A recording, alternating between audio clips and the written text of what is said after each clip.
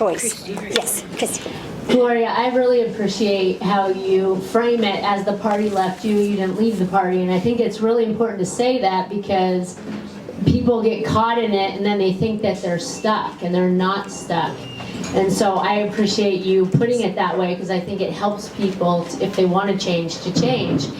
And I've been in the schools for 20 years here in Santa Barbara, and I've come up against the teachers union and all kinds of craziness in my fight, and I've run for school board 3 or 4 different times, and maybe we'll run in 2026. But what do you think about Trump defunding the Department of Education?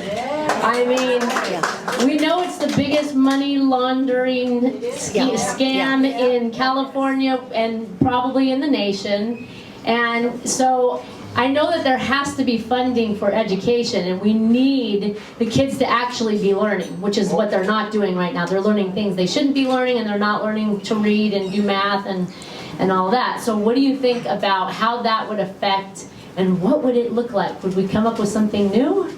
Okay, a couple of months ago, I did write an opinion piece in the Wall Street Journal. They did accept it, so you can go back, Google it. This was probably about a month and a half ago. And I said, abolish the Department of Education.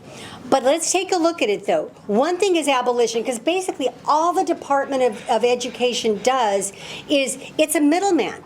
It really is, it's like a broker. You're going there.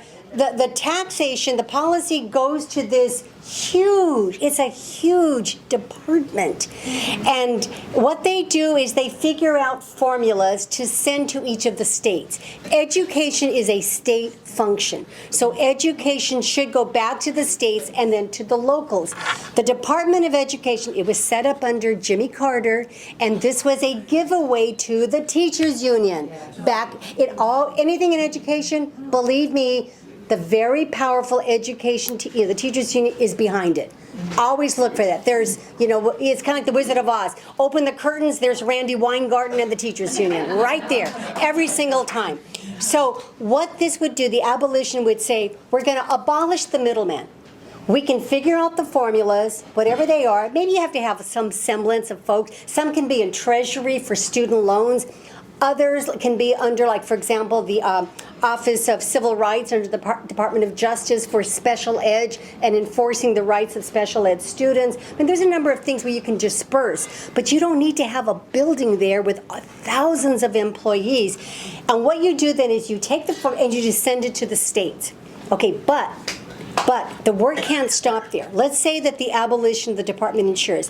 What it means then, and what I've seen, is this now puts the pressure on Sacramento. And that's why the governorship, the State Board of Education, the lieutenant governor, all of these seats become that much more important, because now under a state system, this new slate would be figuring out how to disperse the funds and having accountability. When I was in the legislature, the students who are the most vulnerable are our special education students. The most vulnerable. And federal monies come largely to deal with especially low poverty special ed students. Gets into Sacramento coffers. Then what Sacramento says is, oh, golly gee, we don't get enough money. They kind of say we blame it on Washington. What this would mean is no more blaming on Washington. Here it is, Sacramento. It's your responsibility. These are your funds.